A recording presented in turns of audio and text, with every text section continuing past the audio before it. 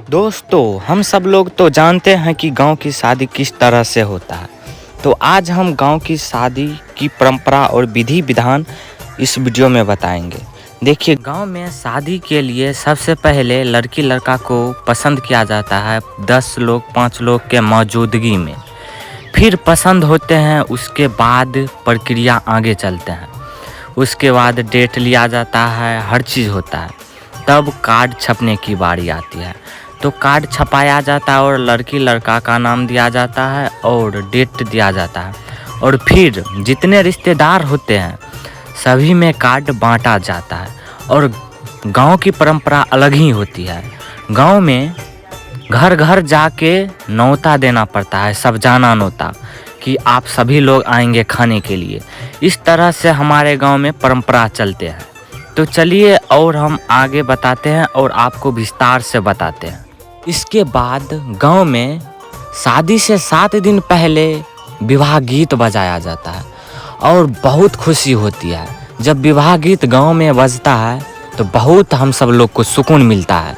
हल्दी की उपटन लागती रहती है। इसी तरह से जब 5 दिन बीत जाते हैं उसके बाद गितधारी मटकोर और हल्दी रस्म होता है। हल्दी रस्म में हम सब लोग खूब झूमते हैं, फैमिली के साथ झूमते हैं। और हल्दी रस्म में सभी पीला ड्रेस पहन के आते हैं। माना जाता है कि हल्दी पीला होते हैं तो पीला ही ड्रेस पहन के आया जाता है तो अच्छा लगता है। तो सभी पीला ड्रेस आकर पहनकर और झूमते हैं। तो आप देख सकते हैं। उसके बाद जब गितधारी मटकोर ख़त्म होते हैं, हल्दी रस्म ख़त्म होते हैं, उसके बाद शादी के दिन आते हैं। मेन दिन वही होता है जो हमारे गांव में खुशी का दिन माहौल होता है। पूरा गांव सजाया जाता है, टेंट पंडाल बनाया जाता है, स्टेज बनाया जाता है, मरवा सजाया जाता है। उसके बाद उसी दिन भोज भी होते हैं।